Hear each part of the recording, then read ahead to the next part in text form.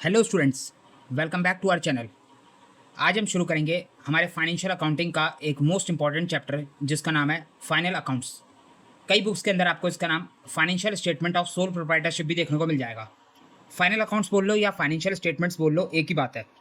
यहाँ पर हम सोल प्रोप्राइटरशिप बिजनेस के फाइनल अकाउंट्स को तैयार करते हैं। तो ये चैप्टर आपके लिए मोस्ट इंपॉर्टेंट चैप्टर है। इससे एग्जाम में प्रैक्टिकल क्वेश्चन तो कन्फर्म आता ही आता है, लेकिन साथ के साथ थ्योरी क्वेश्चन भी इस चैप्टर से पूछा जाता है। तो आपको बहुत ध्यान से और बहुत अच्छे से इस चैप्टर को तैयार करना है। इस चैप्टर को स्टार्ट करने से पहले मैं आपको कुछ बातें बता देने वाला हूँ कि आखिर हम किस तरीके से पढ़ेंगे। तो जैसा कि आप देख सकते हो, आपके सामने यहाँ पर नोट्स सारे लिखे हुए हैं। मैंने आपके लिए नोट्स पहले लिख दिए ताकि आपका ज़्यादा टाइम वेस्ट ना हो। आपको सिर्फ मेरी बात को ध्यान से सुनना है और समझना है। मैं आपको जो पढ़ा रहा हूँ, जितना पढ़ा रहा हूँ, आप ये समझ लो कि इतना आपके एग्जाम के लिए मोर देन सफिशिएंट है। मैं किसी भी चीज़ को बहुत ज़्यादा खींचूंगा भी नहीं और किसी भी चीज़ को ऊपर ऊपर से भी नहीं पढ़ाऊंगा। जितना ज़रूरत है उतना मैं आपको पढ़ाते हुए चलूँगा। तो चलिए फटाफट शुरू करते हैं हमारा फाइनल अकाउंट का चैप्टर। तो अगर फाइनल अकाउंट की बात करूँ तो इसका दूसरा नाम है फाइनेंशियल स्टेटमेंट। किसके फाइनेंशियल स्टेटमेंट बनाने हमें बनाने सोल प्रोप्राइटरशिप बिजनेस के फाइनेंशियल स्टेटमेंट। तो सबसे पहले हमें ये पता होना चाहिए आखिर सोल प्रोप्राइटरशिप बिजनेस क्या होता है। तो देखो, बिजनेस हमारे पास तीन तरीके के होते हैं। एक होता है सोल प्रोप्राइटरशिप का बिजनेस, दूसरा होता है पार्टनरशिप का बिजनेस और तीसरा होता है कंपनी का बिजनेस। यहाँ पर आप देख सकते हो, हम जो है तीन तरीके से बिजनेस कर सकते हैं। अगर आपको कोई दुकान स्टार्ट करनी है, आपको कोई बिजनेस शुरू करना है, कोई ग्रॉसरी स्टोर खोलना है, तो आपके पास तीन ऑप्शन है। आप सोल प्रोप्राइटरशिप में बिजनेस स्टार्ट कर लो, चाहे तो पार्टनरशिप में बिजनेस स्टार्ट कर लो, या फिर चाहे तो कंपनी खोल लो। तीनों ही तरीके से ग्रॉसरी स्टोर का बिजनेस शुरू हो सकता है। अगर मैं सोल प्रोप्राइटरशिप की बात करूँ तो आपके गली मोहल्ले में आसपास छोटी मोटी जो दुकानें होती हैं वो सब आपके सोल प्रोप्राइटरशिप बिजनेस होता है, जिसके अंदर एक सिंगल ओनर होता है। सोल प्रोप्राइटरशिप बिजनेस क्या होता है? A sole proprietorship business is the simplest business structure where one person owns. यहाँ पर देखो, एक सिंगल पर्सन जो है ओनर है and runs the entire business. एक सिंगल पर्सन जो है ओनर है जो कि पूरे बिजनेस को चला रहा है। दुकान के अंदर काम करने वाले लोग कई सारे हो सकते हैं, लेकिन दुकान का मालिक सिर्फ एक होगा। तो सोल प्रोप्राइटरशिप क्या होता है? छोटा मोटा बिजनेस, एक ऐसा बिजनेस जिसके अंदर एक अकेला पर्सन बिजनेस का मालिक है। जबकि अगर बात करूँ पार्टनरशिप की, तो पार्टनरशिप का बिजनेस सोल प्रोप्राइटरशिप से थोड़ा बड़ा हो जाता है, क्योंकि यहाँ पर जो है दो या दो से ज़्यादा लोग मिलकर बिजनेस शुरू करते हैं, या मैं कहूँ दो या दो से ज़्यादा लोग बिजनेस के ओनर होते हैं। A partnership involves two or more individuals who agree to share in the profit और लॉस ऑफ अ बिजनेस। तो यहाँ पर क्या होता है, दो या दो से ज़्यादा लोग मिलकर अपनी दुकान खोलेंगे और वो एग्री होंगे कि बिजनेस के अंदर जो भी प्रॉफिट और लॉस होगा उसको वो आपस में शेयर कर लेंगे। तो पार्टनरशिप के अंदर क्या होता है, दो या दो से ज़्यादा लोग बिजनेस के मालिक होते हैं। तो ये थोड़ा बड़े लेवल का बिजनेस होगा जिसके अंदर मालिक ज़्यादा है, यानी बिजनेस के अंदर पैसा लगाने वाले लोग ज़्यादा है। जबकि अगर बात करूँ कंपनी की, तो कंपनी का मतलब होता है सबसे बड़ा बिजनेस। अगर आपको सबसे बड़ा बिजनेस खोलना है तो आप कंपनी खोल सकते हो, कंपनी की फॉर्म में बिजनेस कर सकते हो। अ company is a group of people. Company का मतलब क्या होता है? ग्रुप ऑफ पीपल्स, यानी बहुत सारे लोगों की बात हो रही है। 10 भी हो सकते हैं, 20 भी हो सकते हैं, 50 भी हो सकते हैं, 100 भी हो सकते हैं, 1000 भी हो सकते हैं, 1 लाख भी हो सकते हैं। कंपनी के अंदर कंपनी के मालिक जितने मर्जी हो सकते हैं। A company is a group of people working together to run a business and making money by selling goods और सर्विसेज। तो यहाँ पर भी बिजनेस ही हो रहा है, कंपनी के अंदर भी बिजनेस ही हो रहा है, लेकिन बहुत सारे लोग मिलकर बिजनेस कर रहे हैं। वर्किंग टुगेदर, एक साथ मिलकर बिजनेस कर रहे हैं और पैसा कमा रहे हैं। कैसे कमा रहे हैं? बाय सेलिंग गुड्स और सर्विसेज। ये भी सामान ही बेच रहे हैं, गुड्स और सर्विसेज को सेल कर रहे हैं और उससे पैसा कमा रहे हैं। पार्टनरशिप के जो मालिक होते हैं उसको क्या बोला जाता है? पार्टनर्स। जबकि कंपनी के अंदर जो मालिक होते हैं ना, उनको बोला जाता है शेयर होल्डर्स। कंपनी के मालिकों को शेयर होल्डर्स बोला जाता है। अगर मैं कंपनी का एग्जांपल दूं तो हमारे पास तो इंडिया के अंदर कई सारी बड़ी बड़ी कंपनीज हैं। रिलायंस हो गई, रिलायंस इंडस्ट्रीज हमारी एक बड़ी कंपनी है। टीसीएस बड़ी कंपनी है, इन्फोसिस, भारतीय एयरटेल, हिंदुस्तान यूनिलीवर, तो कई सारी बड़ी बड़ी कंपनीज हैं, आप जितने मर्जी नाम ले लो। तो ये सब कंपनी की फॉर्म में बिजनेस कर रहे हैं। तो हमारे पास तीन तरीके होते हैं बिजनेस करने के। ज़्यादा डिटेल में आपको जाने की जरूरत नहीं है, क्योंकि हमें सोल प्रोप्राइटरशिप पढ़ना है, जिसका मतलब आपको पता है आपके एरिया के आसपास जो छोटी मोटी दुकानें हैं वो सब सोल प्रोप्राइटरशिप बिजनेस कर रही है। तो अगर कोई सिंगल पर्सन बिजनेस करना चाहता है तो वो सोल प्रोप्राइटरशिप में बिजनेस शुरू कर सकता है। यहाँ पर बात सिर्फ सिंगल पर्सन की हो रही है। आमतौर पर कहा जाता है कि सोल प्रोप्राइटरशिप का बिजनेस छोटा होता है, बाकी डिपेंड करता है। अगर आप मान लो आपके पास बहुत ज़्यादा पैसा है, आपके पास करोड़ों अरबों रुपए हैं और आप अकेले बिजनेस शुरू करना चाहते हो, तो आप सोल प्रोप्राइटरशिप का बड़ा बिजनेस भी शुरू कर सकते हो, उसमें कोई दिक्कत की बात नहीं है। तो सोल प्रोप्राइटरशिप के अंदर सिर्फ एक सिंगल ओनर होता है, बाकी बिजनेस बड़ा भी हो सकता है, छोटा भी हो सकता है, आमतौर पर छोटा होता है। तो समझ में आ गई बात? यहाँ तक की बात क्लियर हो गई। अब आगे बढ़ते हैं। हमें अल्टीमेटली फाइनल अकाउंट को समझना है, लेकिन फाइनल अकाउंट तक पहुँचने से पहले हमें कुछ बातों का पता होना चाहिए। तभी जाके हम फाइनल अकाउंट को अच्छे से समझ पाएंगे। तो सबसे पहले बात होती है बिजनेस ट्रांजैक्शन की। अकाउंटिंग का पहला प्रोसेस होता है कि हम बिजनेस ट्रांजैक्शन को आइडेंटिफाई करते हैं। बिजनेस ट्रांजैक्शन को आइडेंटिफाई करने का मतलब है कि सबसे पहले हम ये देखते हैं कि ऐसी कौन सी ट्रांजैक्शंस हैं, ऐसा बिजनेस के अंदर डेली बेसिस पर क्या क्या हो रहा है जिसकी हम अकाउंटिंग कर सकते हैं, जिसकी हम जनरल एंट्रीज पास कर सकते हैं। अगर मैं बात करूं डेली बेसिस पर कौन कौन सी एक्टिविटीज़ होती हैं, तो सुबह आप दुकान खोलोगे, उसके बाद सबसे पहले आप सप्लायर से सामान खरीदोगे। तो आपने क्या करा, दुकान में परचेजेस करी, बिजनेस के अंदर परचेजेस करी। उसके बाद उसी परचेजेस को बिजनेस जो है कस्टमर को सेल कर देगा, उसी सामान को कस्टमर को बेच दिया जाएगा। तो बिजनेस कर क्या रहा है, शॉप कर क्या रही है, दुकान कर क्या रही है। दुकान पहले सप्लायर से सामान परचेज कर रही है, फिर उसी सामान के ऊपर अपना प्रॉफिट मार्जिन ऐड करके उसको कस्टमर को आगे सेल कर दे रही है। तो जो परचेज सेल होती है बिजनेस के अंदर, वो हमारी बिजनेस ट्रांजैक्शन कहलाती है। आपने दुकान में स्टाफ रखा हुआ है, काम करने के लिए लोग रखे हुए हैं, उनको आप सैलरी दोगे, पैसा दोगे, तो वो भी आपकी बिजनेस ट्रांजैक्शन है। तो बिजनेस के अंदर होने वाली कोई भी एक्टिविटी जिसको हम मनी की टर्म्स में मेजर कर सकते हैं, वो सब आपकी बिजनेस ट्रांजैक्शन कहलाती है। ध्यान से देखो क्या लिखा हुआ है, any business activity which can be expressed in terms of money and changes the financial position of business. तो आपके बिजनेस के अंदर होने वाली कोई भी एक्टिविटी जिसको हम मनी की टर्म्स में मेजर कर सकते हो और वो आपके फाइनेंशियल पोजीशन को चेंज कर रही हो, आपके बिजनेस के फाइनेंशियल पोजीशन को इफेक्ट कर रही हो। फाइनेंशियल पोजीशन का मतलब क्या होता है, असेट, लायबिलिटी और कैपिटल, जो कि हमें बैलेंस शीट में मिलती है। तो असेट, लायबिलिटी और कैपिटल को बोला जाता है फाइनेंशियल पोजीशन। बिजनेस की फाइनेंशियल पोजीशन कैसे पता चलती है, बिजनेस के असेट, लायबिलिटी और कैपिटल को देखकर। तो यहाँ पर बात हो रही है कि बिजनेस ट्रांजैक्शन आपके बिजनेस की असेट, लायबिलिटी और कैपिटल को चेंज करेगी। आपने गुड्स परचेज करा, आपने गुड्स को सेल करा, तो क्या हुआ, आपको प्रॉफिट हुआ। पहले आपने गुड्स परचेज करा, फिर उसी गुड्स को आपने प्रॉफिट मार्जिन लगाकर सेल कर दिया, तो आपको प्रॉफिट हो गया। वो प्रॉफिट जो है अल्टीमेटली किसका है, मालिक का है, ओनर का है। तो मैंने आपको पहले ही बताया हुआ है कि जो बिजनेस का प्रॉफिट होता है वो अल्टीमेटली कहाँ जाता है, ओनर के अकाउंट में।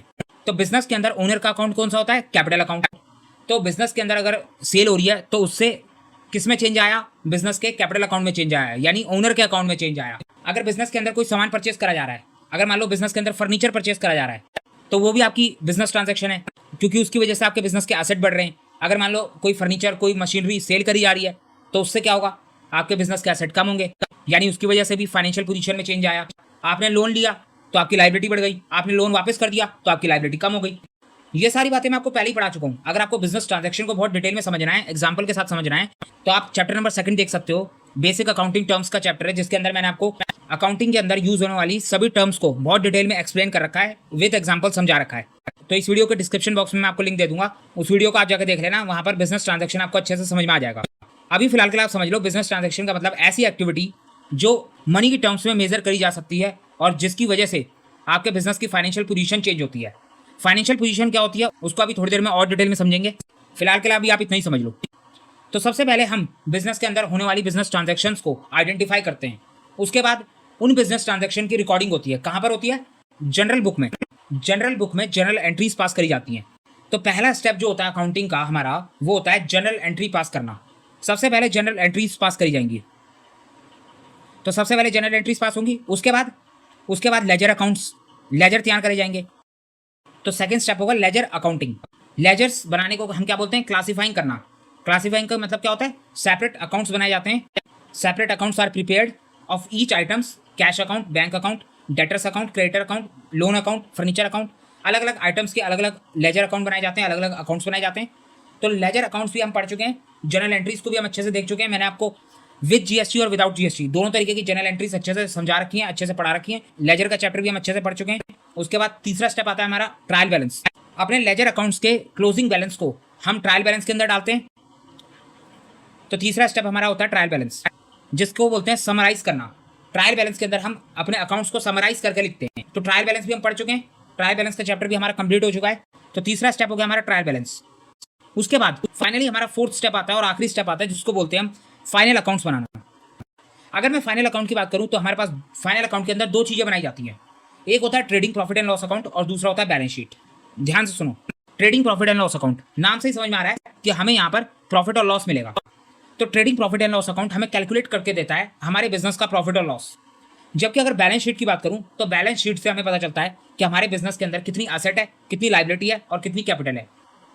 कितनी एसेट है, कितनी लायबिलिटी और कितनी कैपिटल है। अब इतना तो मैं मान के चल रहा हूँ कि अगर आप फाइनल अकाउंट का चैप्टर पढ़ रहे हो तो आपको एसेट, लायबिलिटी और कैपिटल का मतलब पता है। अगर नहीं पता तो कोई दिक्कत नहीं है, मैंने चैप्टर नंबर 2 पढ़ा रखा है बेसिक अकाउंटिंग टर्म्स का, आप वहां पर जाकर इसको अच्छे से समझ सकते हो। तो बैलेंस शीट जो है हमें असेट, लायबिलिटी और कैपिटल बताता है, जबकि trading profit and loss account हमें बिजनेस के अंदर होने वाला प्रॉफिट या लॉस बताता है। प्रॉफिट और लॉस पता लगने का मतलब है कि हमें हमारे बिजनेस की फाइनेंशियल परफॉर्मेंस पता लग रही है। ध्यान से देखो, प्रॉफिट और लॉस का पता चलने का मतलब है कि हमें हमारे बिजनेस की फाइनेंशियल परफॉर्मेंस पता चल रही है। फाइनेंशियल का मतलब होता है पैसा, और परफॉर्मेंस का मतलब होता है कि हमारा बिजनेस कैसे काम कर रहा है। अगर आपको पता करनी हो कि बिजनेस की परफॉर्मेंस कैसी है, तो आप कैसे पता करोगे बिजनेस कैसा काम कर रहा है, कैसे पता करोगे?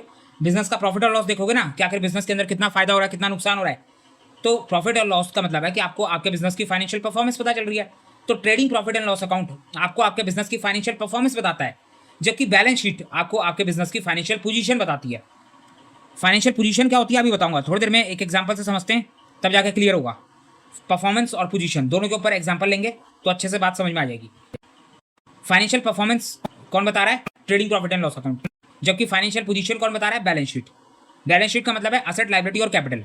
यहाँ पर मैंने आपको बताया था बिजनेस ट्रांजैक्शन क्या होती है, जो हमारे बिजनेस की फाइनेंशियल पोजीशन को चेंज कर दे, यानी हमारे बिजनेस के असेट, लायबिलिटी और कैपिटल के अंदर चेंजेस ला दे।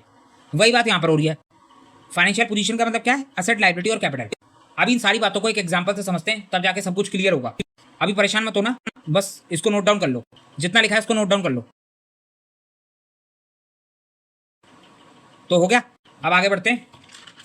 अभी तक हमने जितना पढ़ा उसको मैंने यहाँ पर आपके लिए सिस्टमैटिक तरीके से नोट्स की फॉर्म में लिख दिया। आप एक बार इसको देख लो, अगर लिखना चाहो तो आप इसको नोट डाउन कर सकते हो।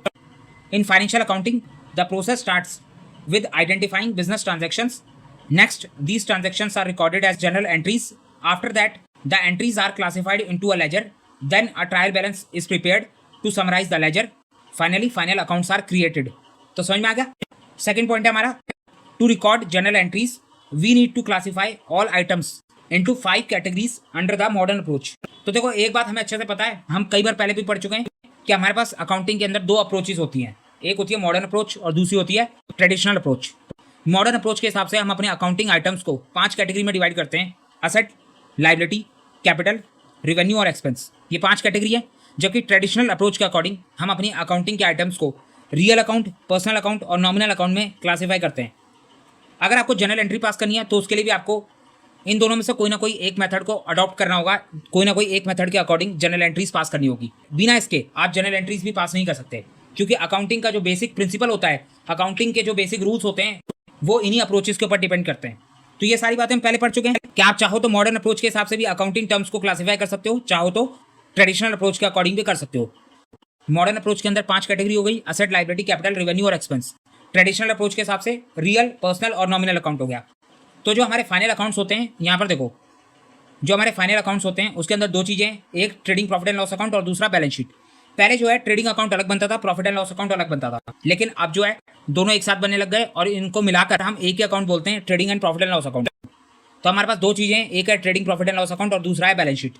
तो देखो, अगर आप मॉडर्न अप्रोच के हिसाब से अकाउंटिंग कर रहे हो तो आप अपने अकाउंटिंग आइटम्स को 5 कैटेगरी में डिवाइड करोगे: असेट, लायबिलिटी, कैपिटल, रेवेन्यू और एक्सपेंस। तो जो trading profit and loss account है उसके अंदर आपके रेवेन्यू और एक्सपेंस वाली आइटम आ जाती है। रेवेन्यू का मतलब होता है इनकम, एक्सपेंस का मतलब होता है खर्चा।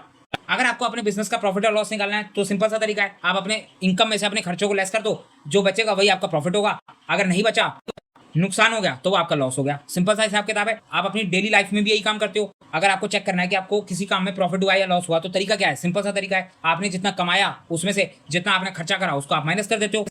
जो आप कमाओगे उसको आप रेवेन्यू बोलोगे, जो आप खर्चा करोगे उसको आप एक्सपेंस बोलोगे। तो trading profit and loss account हमें प्रॉफिट और लॉस बताता है, जिसके लिए हम क्या करते हैं, अपने रेवेन्यू में से अपने एक्सपेंस को लेस करते हैं, तो हमें पता चल जाता है कि हमें प्रॉफिट हुआ है या लॉस हुआ है। अब अगर मैं बात करूं ट्रेडिशनल अप्रोच की, तो ट्रेडिशनल अप्रोच क्या कहता है? रेवेन्यू और एक्सपेंस दोनों का एक ही नाम है, नॉमिनल अकाउंट। तो आप चाहे तो रेवेन्यू और एक्सपेंस बोल लो, चाहे तो नॉमिनल अकाउंट्स बोल लो, एक ही बात है। नॉमिनल अकाउंट्स का मतलब भी रेवेन्यू और एक्सपेंस ही होता है। जबकि अगर मैं बात करूं बैलेंस शीट की, तो अगर आप मॉडर्न अप्रोच के हिसाब से बात कर रहे हो तो असेट, लायबिलिटी और कैपिटल बोल लेंगे। जबकि अगर आप ट्रेडिशनल अप्रोच के हिसाब से अकाउंटिंग कर रहे हो तो आप बोलोगे real and personal account. Real account का मतलब होगा cash, plant and machinery, furniture etcetera. जबकि पर्सनल अकाउंट की बात करूं तो उसके अंदर डेटर, क्रेडिटर, कैपिटल अकाउंट ये सब आ जाते हैं। इसको लेकर मैं यहाँ पर ज़्यादा डिटेल में डिस्कस नहीं करने वाला, क्योंकि ये हम पहले पढ़ चुके हैं। तो हमारे पास 2 तरीके की अप्रोचेज हो गई, एक हो गई मॉडर्न अप्रोच, दूसरी हो गई ट्रेडिशनल अप्रोच। अब देखो थर्ड पॉइंट, देखो फाइनेंशियल स्टेटमेंट होता क्या है, ध्यान से देखो। यानी हमारे फाइनल अकाउंट्स क्या होते हैं?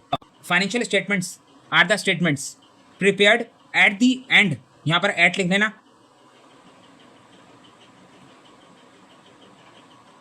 Prepared at the end of the accounting period to determine. Financial statements का मतलब है स्टेटमेंट्स जो बनाए जाते हैं, प्रिपेयर होते हैं eight the end of the accounting period. Accounting period का मतलब क्या होता है? 1 अप्रैल टू 31 मार्च, ये तो हम सबको पता है। अकाउंटिंग पीरियड हमारा एंड कब होता है? 31 मार्च को। जनरली तो 31 मार्च को ही होता है ना, एक्सेप्शन हो सकती है कि आपके बिजनेस का अकाउंटिंग पीरियड 1 जनवरी टू 31 दिसंबर हो, तो वो अलग बात है। लेकिन जनरली जो है मैक्सिमम बिजनेसेस के अंदर अकाउंटिंग पीरियड 1 अप्रैल टू 31 मार्च ही होता है। तो 31 मार्च को यानी ईयर एंड पे, अकाउंटिंग पीरियड के एंड में आप जो है फाइनेंशियल स्टेटमेंट तैयार करते हो, फाइनेंशियल स्टेटमेंट्स बनाते हो। इसका मतलब है कि आप trading profit and loss account और बैलेंस शीट 31 मार्च को बनाते हो। आपको क्या डिटरमाइन करना है, क्या पता लगाना है फाइनेंशियल स्टेटमेंट बनाकर? अपने बिजनेस की फाइनेंशियल परफॉर्मेंस और अपने बिजनेस की फाइनेंशियल पोजीशन। फाइनेंशियल परफॉर्मेंस का मतलब क्या होता है? Trading profit and loss account, यानी आपके बिजनेस का प्रॉफिट या loss. The financial performance trading profit and loss account हो गया। इसका मतलब दैट इज प्रॉफिट अर्नड और loss incurred during the accounting period. तो 1 अप्रैल से लेकर 31 मार्च के बीच में आपने कितना प्रॉफिट अर्न करा, कितना लॉस आपको हुआ, इसके बारे में हमें कौन बताता है? Trading profit and loss account. और हमें क्या पता चलता है? फाइनेंशियल स्टेटमेंट से हमें पता चलता है हमारी बिजनेस की फाइनेंशियल पोजीशन, जो कि हमें बताते हैं बैलेंस शीट। बैलेंस शीट हमें बताती है कि एक पर्टिकुलर डेट पर, और वो पर्टिकुलर डेट कौन सी है? The financial position of the business as on the date. एक पर्टिकुलर डेट की बात हो रही है। कौन सी डेट है? 31 मार्च की बात हो रही है। जिस दिन अकाउंटिंग पीरियड का एंड हो रहा है उस दिन की बात हो रही है। एक पर्टिकुलर डेट की फाइनेंशियल पोजीशन हमें कौन बताता है? बैलेंस शीट बताती है। अभी इसका मतलब मैं आपको बताऊंगा, एग्जाम्पल से समझेंगे। दैट इज फाइनेंशियल सिचुएशन और position of business at a specific point of time. 31 मार्च को हमारे बिजनेस के अंदर कितनी असेट है, कितनी लाइबिलिटी और कितनी कैपिटल है, इसके बारे में हमें पता चलता है बैलेंस शीट से। जबकि trading profit and loss account हमें पूरे साल का ड्यूरिंग द अकाउंटिंग पीरियड, यहां पर क्या लिखा है? ड्यूरिंग द अकाउंटिंग पीरियड, यानी 1 अप्रैल से लेकर 31 मार्च, पूरे एक साल के अंदर क्या क्या हुआ, कितना हमारे पास रेवेन्यू आया, कितना हमारा एक्सपेंस हुआ, ये सब कुछ हमें कौन बताता है? Trading profit and loss account बताता है। Trading profit and loss account भी 31 मार्च को ही बनाया जाता है। ध्यान से समझो, trading profit and loss account भी 31 मार्च को ही बनाया जाता है। बैलेंस शीट भी 31 मार्च को ही बनाई जाती है। बैलेंस शीट भी 31 मार्च को ही बनाई जाती है। लेकिन बैलेंस शीट हमें सिर्फ एक पर्टिकुलर पॉइंट ऑफ टाइम की फाइनेंशियल पोजीशन बता रही है, जबकि प्रॉफिट एंड लॉस अकाउंट हमें पूरे साल का प्रॉफिट या लॉस बता रहा है। अभी इसको एग्जांपल से समझते हैं। तो ये हमारा एग्जांपल है। ये हमारा एक बिजनेस है बेकरी का, एक बेकरी का बिजनेस है। बेकरी के बिजनेस के अंदर क्या होता है? बेकरी की दुकान है आपकी, जिसके अंदर आप केक बेचोगे, पेस्ट्रीज बेचोगे, सैंडविचेस बेचोगे, पेटीज बेचोगे, बर्गर बेचोगे, कोई भी आइटम बेच सकते हो बेकरी की, बिस्किट्स बेच सकते हो। तो ये आपका बेकरी की छोटी सी शॉप है, बेकरी की दुकान है। अब इसके अंदर डे 1 की अगर मैं बात करूँ, डे 1 का आपका रेवेन्यू कितना है? रेवेन्यू का मतलब क्या होता है? इनकम। तो डे 1 का रेवेन्यू यहाँ पर बता रखा है। आपने जो है पहले दिन दुकान खोली और पहले दिन जो है आपने 20 केक्स को बेच दिया, 20 केक्स सोल्ड कर दिया आपने पहले दिन। एक केक था 500 का, 20 केक आपने बेचे, 10,000 रुपये आपका रेवेन्यू आ गया, आपकी जेब में 10,000 रुपये आ गए। उसके बाद आपने कुछ बिस्किट्स बेचे, कुछ सैंडविचेस सेल करे, जिससे आपको 2,000 रुपये और मिल गए। 2,000 के बिस्किट और सैंडविच आपने बेच दिए। तो टोटल अगर मैं फर्स्ट डे की सेल की बात करूँ तो वह है आपकी 12,000। पहले दिन आपने 12,000 की सेल करी, 12,000 का सामान बेचा। ये आपकी सेल है, ना कि आपकी इनकम है। ध्यान से सुनो, ये आपकी सेल है, आपका रेवेन्यू है, ना कि आपकी इनकम है। अब अगर मैं एक्सपेंस की बात करूँ, पहले दिन में आपका कितना एक्सपेंस हुआ, तो जो 20 केक्स आपने सेल करे थे, वो केक बनाने की कॉस्ट भी तो लगी होगी, उस केक को तैयार करने में खर्चा भी तो लगा होगा। अब कितना खर्चा लगा? तो एक केक बनाने में 200 रुपये लगे थे। तो 20 केक्स जो आपने बेचे उसकी कॉस्ट थी हमारे पास 4,000। 4,000 के 20 केक थे, 4,000 के 20 केक्स थे, जिसको आपने 10,000 में बेचा था। तो 6,000 का आपका यहाँ पर प्रॉफिट हो गया। जबकि अगर बिस्किट और सैंडविचेस की बात करूँ तो 2,000 में आपने बिस्किट और सैंडविच को सेल करा था, जिसकी कॉस्ट आपकी 1,200 रुपये की पड़ रही थी। 1,200 रुपये की आपकी बिस्किट और सैंडविचेस की कॉस्ट थी, जिसको आपने 2,000 में बेचा। तो यहाँ पर सीधे सीधे आपको 800 रुपये का प्रॉफिट हो गया। तो टोटल प्रॉफिट आपको कितने का हो गया? केक के ऊपर हो गया 6,000 का प्रॉफिट और बिस्किट और सैंडविचेस के ऊपर हो गया 800 का प्रॉफिट। तो टोटल आपका 6,800 का प्रॉफिट हो गया। तो क्या मैं इसको फाइनल प्रॉफिट मान लूँ? नहीं, अभी जो है कुछ और खर्चा ही बाकी है। आपने दुकान पे स्टाफ रखा हुआ है जिसको आप सैलरी दोगे, आपके दुकान का रेंट है, कुछ और भी आपके छोटे मोटे खर्चे होते हैं। तो 2,000 के आपके अदर एक्सपेंसेस हो गए। तो टोटल जो आपका खर्चा आ रहा है, टोटल एक्सपेंसेस जो आपके आ रहे हैं वो आ रहे हैं 7,200। जबकि आपका जो टोटल रेवेन्यू है, टोटल सेल है, वो है 12,000। तो 12,000 रुपये आपके पास आए, लेकिन 7,200 का आपका खर्चा भी हो गया। तो अगर मैं आपसे पूछूं कि आपका फर्स्ट डे का प्रॉफिट कितना हुआ, फर्स्ट डे की इनकम कितनी हुई, तो आप बता सकते हो? 12,000 में से 7,200 को लेस करोगे, 4,800 आ जाएगा। 4,800 आपका फर्स्ट डे का नेट प्रॉफिट हो गया। प्रॉफिट को हम नेट प्रॉफिट बोलते हैं। अभी क्यों बोलते हैं वो मैं आपको आगे चल के बताऊंगा। तो नेट प्रॉफिट की अगर मैं बात करूं तो ये नेट प्रॉफिट आपका 24 घंटे का नेट प्रॉफिट है, डे वन का। एक दिन में कितने घंटे होते हैं? 24 घंटे। तो ये 24 घंटे में आपने 4800 रुपये का प्रॉफिट कमा लिया। ये प्रॉफिट आपको क्या बता रहा है? आपके बिजनेस की फाइनेंशियल परफॉर्मेंस, कि आपके बिजनेस की परफॉर्मेंस कैसी है। तो डे वन की आपकी परफॉर्मेंस कैसे निकाला? सेल्स माइनस एक्सपेंस करा, रेवेन्यू माइनस एक्सपेंस करा, आपका प्रॉफिट आ गया। अब अगर बात करूं डे टू की, दूसरे दिन की, तो दूसरे दिन हम लेट सपोज मान के चल रहे हैं, दूसरे दिन आपका नेट प्रॉफिट हुआ 5000 का। आपने अपने दूसरे दिन के रेवेन्यू में से अपने दूसरे दिन के एक्सपेंसेस को लेस करा, तो आपका 5000 का प्रॉफिट हो गया। इसी तरीके से निकाला होगा जैसे डे वन का निकाला। ये 5000 का नेट प्रॉफिट क्या बता रहा है? आपके सेकंड डे की फाइनेंशियल परफॉर्मेंस।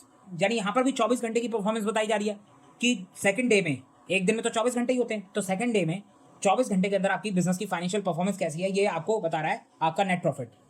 अब अगर बात करूँ डे थर्ड की, तो डे थर्ड में भी हमने लेट सपोज मान के चला है कि 6000 का आपको प्रॉफिट हो गया, आपका नेट प्रॉफिट 6000 आ गया। तो तीसरे दिन भी आपका 6000 का नेट प्रॉफिट हो गया। ये भी आपने सेम तरीके से निकाला। इसी तरीके से आप चौथे दिन भी निकालोगे, पांचवें दिन भी निकालोगे, छठे दिन भी निकालोगे और 365वें दिन भी निकाल लोगे।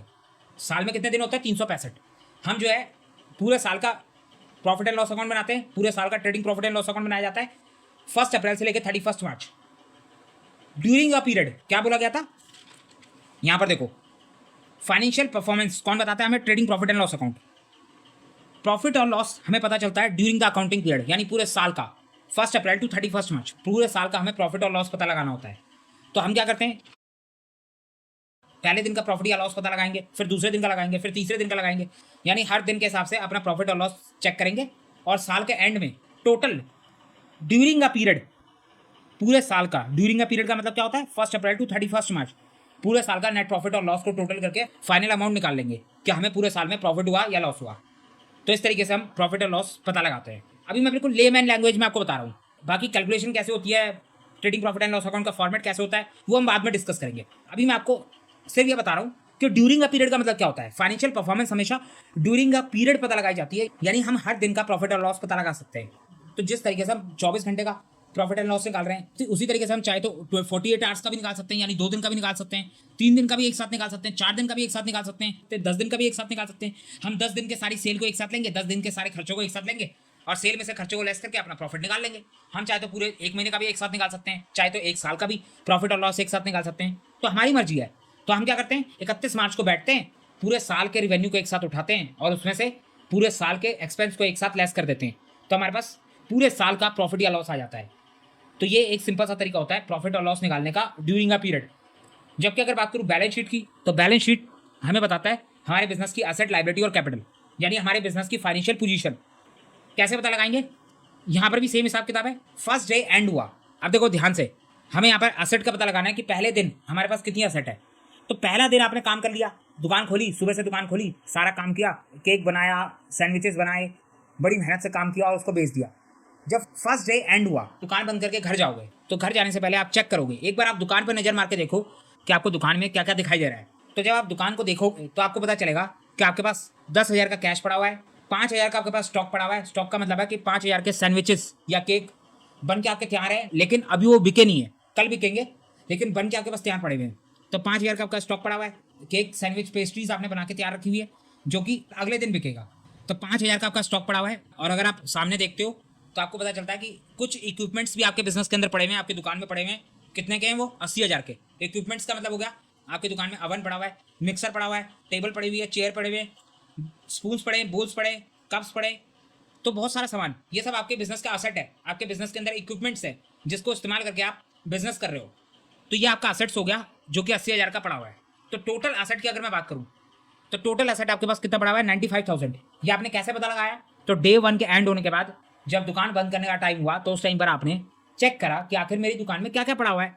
तो आपको पता चला कि आपकी दुकान में ये सारी चीज़ें पड़ी हुई हैं। तो ये सब चीज़ें आपके असेट है, जो कि हमें ये बता रही हैं कि डे 1 के एंड में, पूरे डे 1 में क्या हुआ इससे हमें कोई मतलब नहीं है। पहला दिन खत्म होने के बाद दिन के आखिरी में हमारे पास जो पड़ा हुआ है वो ये सब है। तो फर्स्ट डे के एंड में हमारे पास ये सारा सामान पड़ा हुआ है जो कि हमारा असेट कहलाएगा। जबकि अगर मैं बात करूँ लायबिलिटी की, तो लायबिलिटी का मतलब होता है उधार। सिंपल सी बात है, लायबिलिटी का मतलब है उधार। आप चाहे सप्लायर से उधार ले लो, चाहे बैंक से उधार ले लो, चाहे किसी और से उधार ले लो। अगर आपका बिजनेस, आप अगर बिजनेस के लिए उधार लेते हो तो वो आपकी लायबिलिटी है। तो बेकरी के अंदर क्या क्या लायबिलिटी हो सकती है? बेकरी के अंदर किस तरीके का उधार लिया जा सकता है? सप्लायर से हो सकता है आटा उधार लिया हो, फ्लोर, ब्रेड हो सकता है क्रीम उधार लियो, कुछ भी उधार ले सकते हैं हम। परचेस कर सकते हैं सप्लायर से उधार में, बैंक से लोन ले सकते हैं बिजनेस के लिए। तो लाइबिलिटी लेट सपोज यहाँ पर मान के चल रहे हैं कि आपकी पहले दिन के एंड में 10,000 की लाइबिलिटी है। पहला दिन खत्म हुआ, आपने अपनी असेट्स को देखा तो आपको पता चला टोटल आपके पास 95,000 के असेट्स है। जबकि अगर आपने सोचा कि मैंने उधार कितना लिया है, मेरे सर पे अभी इसी वक्त कितने का उधार है, तो आपको पता चला कि मेरे सर पे अभी इस वक्त 10,000 रुपये का उधार है। कब पता चला आपको? पहला दिन खत्म होने पे, फर्स्ट डे के एंड में, शाम को, रात को आपको पता चल रहा है कि अभी इस समय मेरे सर पे 10,000 का उधार है, जो कि आपकी लाइबिलिटी कहलाएगी। अब अगर बात करूँ कैपिटल की, तो आप कैपिटल कैसे पता लगाओगे? कैपिटल का मतलब होता है वो पैसा जो ओनर बिजनेस के अंदर लगाता है। तो कैपिटल कैसे पता लगती है? Asset minus liability. मैंने आपको कई बार बताया हुआ है, हमारी अकाउंटिंग इक्वेशन सिंपल सी है, asset minus liability equal to capital, या फिर आप ऐसे बोल सकते हो asset equal to liability plus capital. तो यहाँ पर हमें कैपिटल निकालनी है तो हम असेट माइनस लाइबिलिटी कर लेंगे। हमारे पास टोटल असेट थी 95,000 की हमारी डे वन के एंड में टोटल असेट थी, जबकि हमारी लाइबिलिटी थी 10,000। डे वन के एंड में हमारे पास 10,000 की लाइबिलिटी थी। तो हमारी जो कैपिटल आ गई वो आ गई 85,000। ये कैपिटल हमें क्या शो कर रही है कि ओनर ने बिजनेस के अंदर 85,000 रुपीज़ इन्वेस्ट करे। सिंपल सी बात है ना, आपके पास 95,000 का असेट पड़ा हुआ है, जिसमें से 10,000 का असेट आपने उधार में खरीदा है। आपके सर पे 10,000 का उधार है, तो ये 95,000 का असेट आपके पास कहाँ से आया? 10,000 का आपने उधार लिया था, बाकी बचा हुआ पैसा तो आपके पास कैपिटल से ही आया होगा, ओनर ने ही बिजनेस के अंदर पैसा लगाया होगा। सिंपल सी बात है, बिजनेस के पास दो ही जगह से असेट आती है, या तो लाइबिलिटी से या फिर कैपिटल से। तो लाइबिलिटी 10,000 है, इसका मतलब 85,000 रुपीज़ आपकी कैपिटल है। ये सारी बातें हम पहले डिस्कस कर चुके हैं। अगर किसी को इसके बारे में नहीं पता, नहीं मालूम, तो आप हमारे अकाउंटिंग की बेसिक्स की वीडियो देख सकते हो, वहाँ पर हमने बहुत डिटेल में डिस्कस किया हुआ है। आप चैप्टर नंबर 1 देख लो, चैप्टर नंबर 2 देख लो, आपको सारे अकाउंटिंग के बेसिक कॉन्सेप्ट्स क्लियर हो जाएंगे। तो हमारी कैपिटल आ गई 85,000 की। ये कैपिटल भी हमारी फर्स्ट डे के एंड की है। डे वन के एंड में हमारे पास 85,000 की कैपिटल है। अब अगर बात करूँ डे 2 की, तो दूसरे दिन भी आपने काम करा। अब जब दूसरे दिन का एंड हुआ तो उस समय पर आपने फिर नज़र उठा के देखा कि आखिर आज मेरे पास क्या क्या पड़ा हुआ है, आज मेरी दुकान में क्या क्या पड़ा हुआ है। तो आपने जब देखा तो आपको पता चला कि आपके पास कल का 10,000 का कैश तो पड़ा हुआ है, साथ में आपने आज के दिन 15,000 का कैश और कमा लिया। तो टोटल कैश जो आपके पास अभी इस वक्त पड़ा हुआ है दूसरे दिन के एंड में, वो है 25,000। अब अगर मैं इक्विपमेंट्स की बात करूँ, 80,000 के इक्विपमेंट्स आपके पास कल भी थे और आज भी है। इक्विपमेंट्स क्या होते हैं? मैंने आपको बताया था, वो सारा सामान जिसकी मदद से बिजनेस के अंदर काम करा जा रहा है, वो सारे आपके इक्विपमेंट्स है। तो 80,000 के इक्विपमेंट्स आपके पास कल भी थे और आज भी है, तो ये भी आपका एसेट है। अगर स्टॉक की बात करूँ तो कल आपके पास 5,000 का स्टॉक था, जिसमें से 1,000 का स्टॉक आपका बिक गया। आज आपके पास सिर्फ 4,000 का स्टॉक पड़ा हुआ है। हो सकता है कल वाला 5,000 पूरा बिक गया हो और आज 4,000 का नया स्टॉक हो गया हो। मैंने आपको क्या बोला था, स्टॉक का मतलब क्या होगा? यहाँ पर आपने जो पेस्ट्री केक्स बनाए हुए हैं, हो सकता है कल के बनाए हुए केक पेस्ट्री सारे बिक गए हों आज, और आज के बनाए हुए 4,000 के केक और पेस्ट्रीज बच गए हों। तो आपके पास जो स्टॉक है सेकंड डे के एंड में वो 4,000 है। 4,000 का स्टॉक आपके पास पड़ा हुआ है। तो अगर मैं पूछूं टोटल एसेट सेकंड डे के एंड में आपके पास कितनी है, तो वो है 1,09,000। सेकंड डे के एंड में आपके पास टोटल एसेट है 1,09,000। सिंपल सी हिसाब किताब है। अगर लाइबिलिटी की बात करूं तो सेकंड डे के एंड में आपके पास लाइबिलिटी आ रही है 12,000 की। जब आपने दूसरा दिन खत्म होने के बाद सोचा कि मेरे सर पे कितने का उधार है, कल आपके सर पे 10,000 का उधार था, आज आपने 2,000 का उधार और ले लिया, तो टोटल आज की डेट में आपके सर पे 12,000 का उधार है। यहाँ पर क्या हो रहा है, हम जो है कल की चीज़ों को भी ले रहे हैं और साथ के साथ आज की चीज़ को भी उसमें ऐड करते हुए चल रहे हैं। डे 1 की एसेट लाइबिलिटी को भी ले रहे हैं, साथ में उसके अंदर डे 2 की एसेट और लाइबिलिटी को भी ऐड और लेस करते हुए चल रहे हैं। तो सेकंड डे के एंड में हमारे पास लाइबिलिटी आ रही है 12,000 की। जबकि अगर कैपिटल की बात करूँ तो कैपिटल कैसे निकालते हैं, asset minus liability equal to capital होता है। 1,09,000 का असेट है, सेकंड डे के एंड में 12,000 की लाइबिलिटी है, तो हमारे पास कैपिटल आ गई 97,000। थर्ड डे के एंड में हमारे पास, सेकंड डे के एंड में हमारे पास 97,000 की कैपिटल आ गई। तो अगर मैं आपसे पूछूँ सेकंड डे के एंड में आपके पास असेट कितनी है, लाइबिलिटी कितनी है, कैपिटल कितनी है, आपको पता चल गया? बिल्कुल पता चल गया। तो क्या ये ड्यूरिंग द ईयर हो रहा है या as a point of time हो रहा है, as a specific point of time हो रहा है?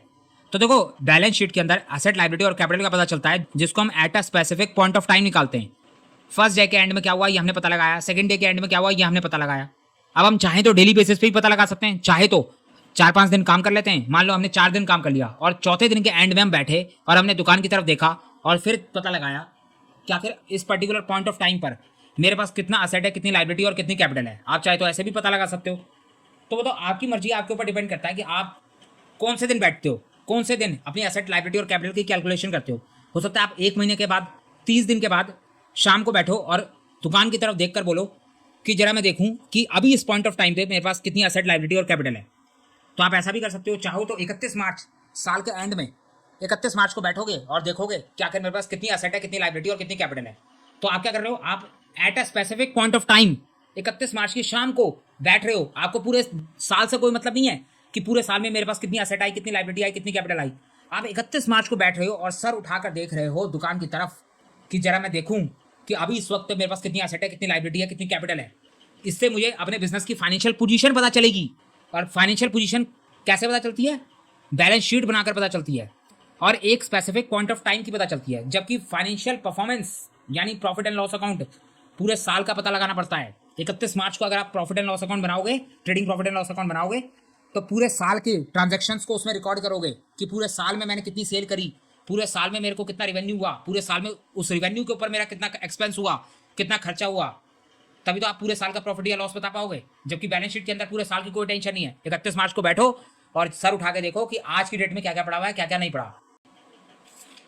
तो कैसे बैलेंस शीट बनाएंगे, कैसे प्रॉफिट एंड लॉस अकाउंट बनाएंगे, वो एक अलग बात है, वो बाद में मैं आपको बताऊंगा। उसका फॉर्मेट है अलग से, बहुत डिटेल में डिस्कस करेंगे। पूरा चैप्टर ही उसी के ऊपर है, तो आराम से उसके बारे में बात करेंगे।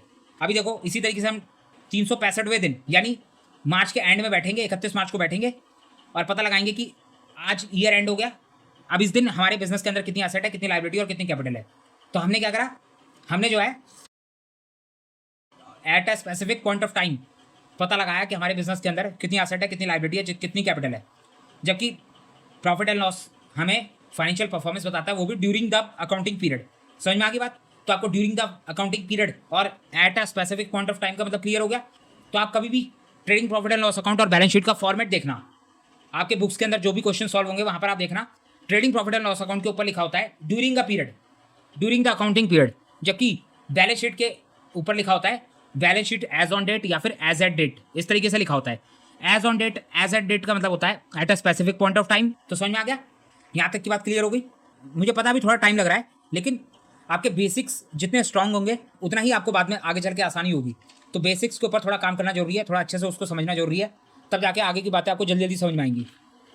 अब अगर बात करूँ नोट की, यहाँ पर एक नोट लिखा हुआ है, इसको भी देख लो। नेट प्रॉफिट और लॉस, जो हम प्रॉफिट और लॉस निकालते हैं ना, उसको हम फाइनली बैलेंस शीट के अंदर ही ट्रांसफर कर देते हैं। जो भी प्रॉफिट और लॉस निकलता है उसको हम बैलेंस शीट के अंदर कैपिटल अकाउंट में डाल देते हैं। अगर प्रॉफिट आएगा तो वो कैपिटल में ऐड हो जाएगा, अगर लॉस आएगा तो वो कैपिटल में से लेस हो जाएगा। कैसे होगा, क्या होगा और क्यों होगा, इन सब के बारे में आगे चलकर डिस्कशन होगा। अब अगर बात करूँ फाइनल अकाउंट के चैप्टर की, तो फाइनल अकाउंट का हमारा चैप्टर दो पार्ट्स में डिवाइड हो जाता है। पहला पार्ट होता है हमारा मैन्युफैक्चरिंग बिजनेस का, दूसरा पार्ट होता है हमारा नॉन मैन्युफैक्चरिंग बिजनेस का। मैन्युफैक्चरिंग बिजनेस का मतलब है कि आप कोई सामान बना रहे हो, खुद मैन्युफैक्चर कर रहे हो। जबकि नॉन मैन्युफैक्चरिंग बिजनेस का मतलब है कि आप जो है सामान बना बुना खरीद के ला रहे हो और उसको आगे सेल कर देते हो।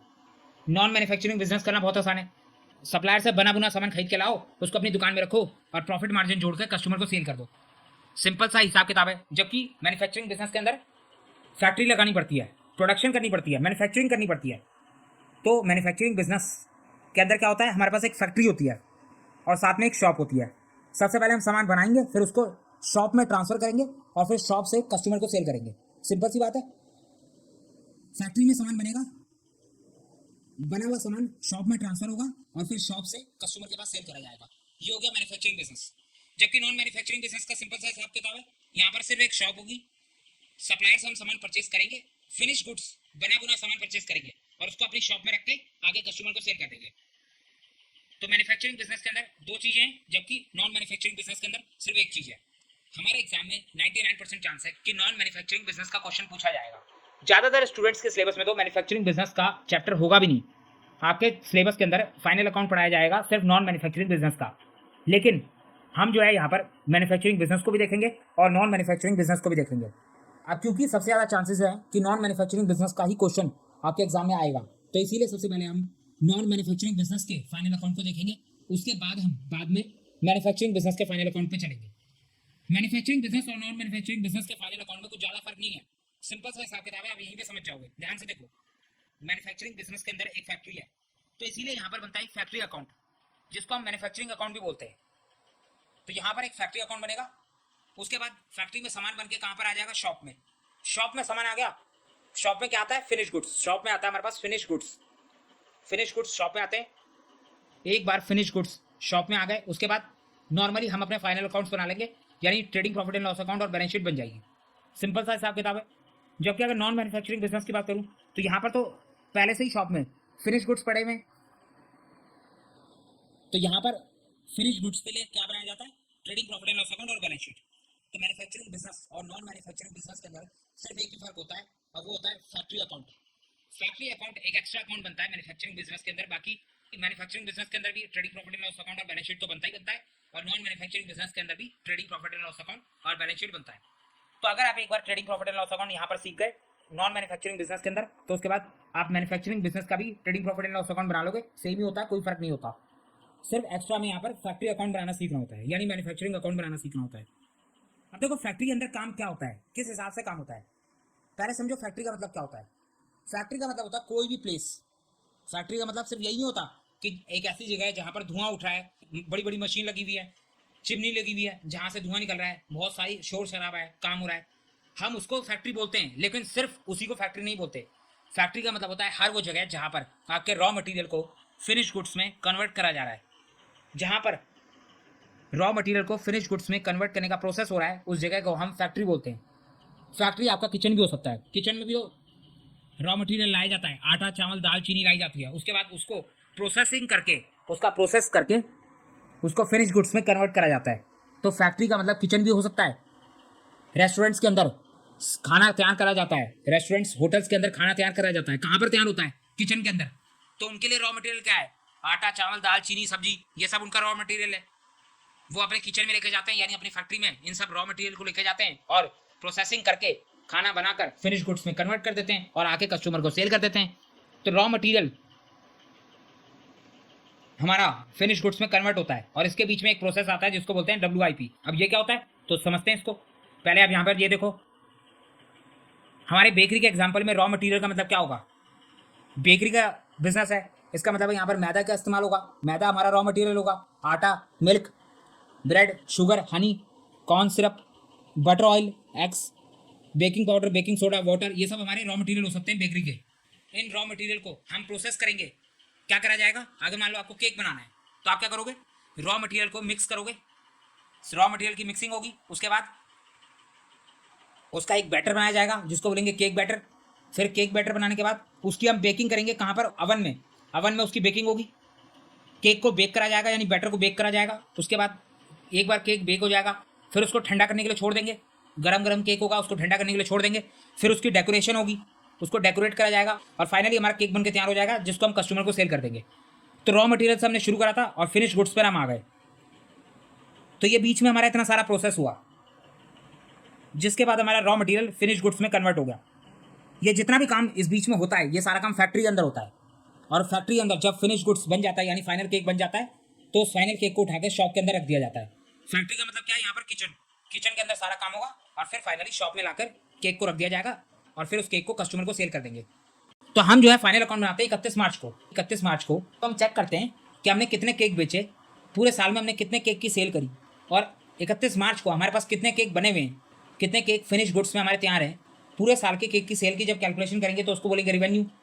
और जब ये देखेंगे कि 31 मार्च को आज के दिन में कितने बने हुए केक हमारे पास बच गए, तो उसको बोलेंगे स्टॉक।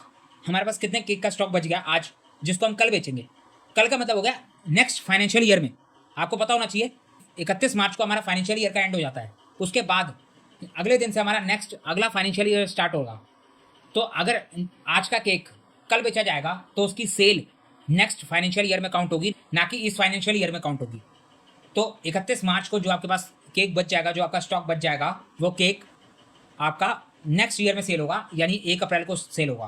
तो ये भी हो सकता है कि 31 मार्च को आपके पास केक बचे, या फिर ऐसा भी हो सकता है कि 31 मार्च को आपके पास केक का बैटर बच जाए। ये भी तो हो सकता है, आपने 31 मार्च को रॉ मटेरियल मिक्स करा, उससे केक का बैटर बनाया, और कुछ बैटर आपका 31 मार्च को बच गया।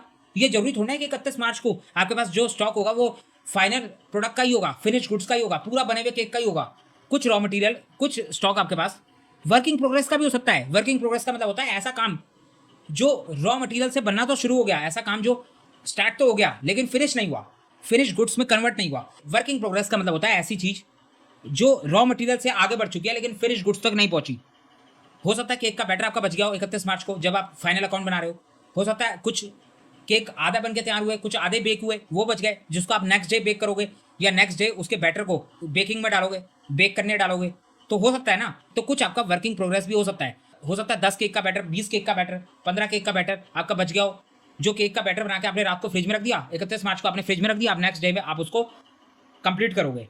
तो 31 मार्च को जब हम फाइनल अकाउंट बनाएंगे एक पर्टिकुलर फाइनेंशियल ईयर के, तो उस दिन तो ये केक का बैटर कहलाएगा। उस दिन के लिए तो ये केक का बैटर है, और ये केक का बैटर हमारा स्टॉक है। कौन सा स्टॉक है?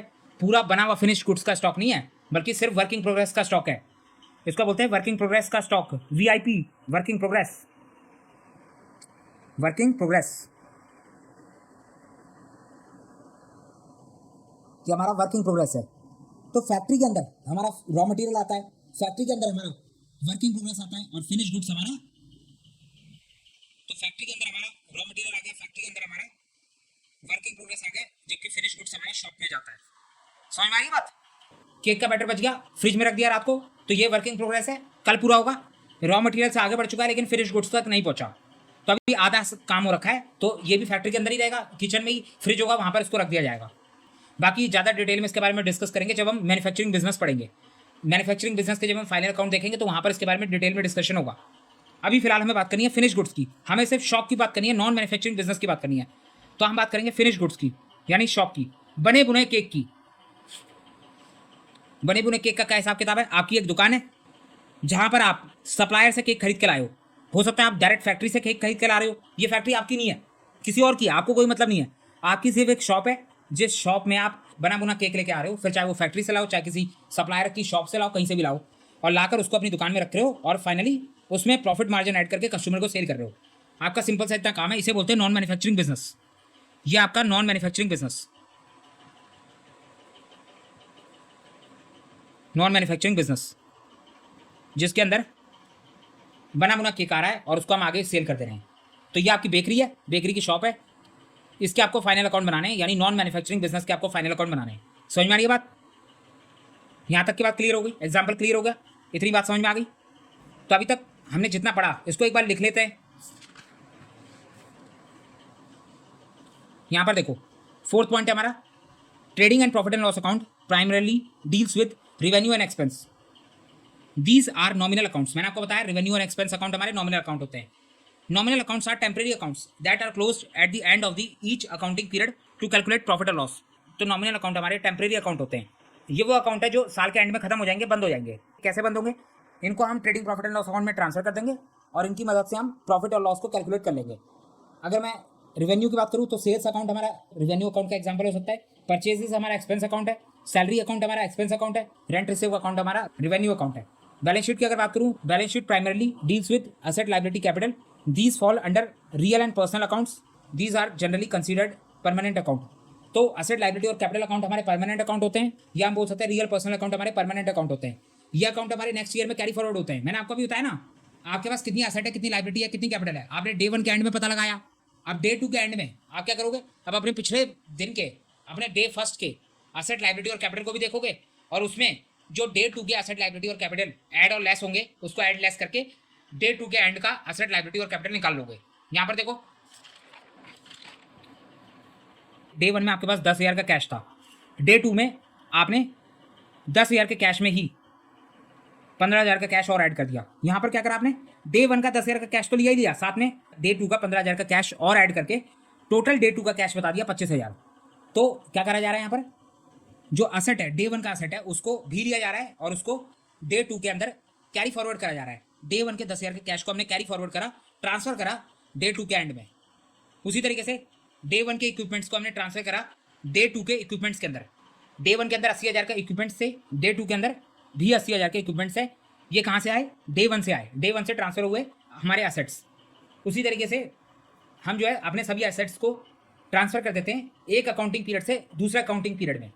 जब हम 31 मार्च को अपनी बैलेंस शीट बनाते हैं, अपने एसेट लायबिलिटी और कैपिटल अकाउंट बनाते हैं, तो हम अपने एसेट लायबिलिटी और कैपिटल अकाउंट को ट्रांसफर कर देते हैं नेक्स्ट अकाउंटिंग ईयर में, नेक्स्ट अकाउंटिंग पीरियड में।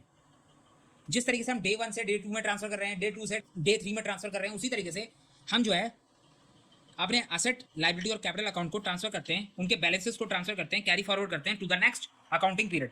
इसका मतलब भी मैं आपको प्रैक्टिकल एग्जांपल से समझाऊंगा, आगे चल के हम देखेंगे किस तरीके से ट्रांसफर करा जाता है। इसके एग्जांपल की बात करूँ, रियल अकाउंट के हमारे एग्जांपल हो सकते हैं cash, building, plant and machinery, जबकि पर्सनल अकाउंट के हमारे एग्जांपल हो सकते हैं डेटर, क्रेडिटर, कैपिटल अकाउंट। ये सब पर्सनल अकाउंट के एग्जांपल हैं। तो समझ में आ गई बात? यहाँ तक की बात क्लियर होगी? थोड़ा बहुत समझ में आया कि फाइनल अकाउंट क्या है, इसके अंदर हमें क्या पढ़ना है? बाकी अच्छे से तो तभी समझ में आएगा जब हम प्रैक्टिकल एग्जांपल्स देखेंगे, प्रैक्टिकल क्वेश्चंस पे आएंगे। अभी फिलहाल के लिए मैं आपका एक बेस तैयार कर रहा था जिससे मैं आपको ये समझा रहा था कि आखिर हमें पढ़ना क्या है और किस तरीके से पढ़ना है। तो थोड़ा बहुत क्लियर हो गया। तो अब आगे बढ़ते हैं, आगे देखते हैं।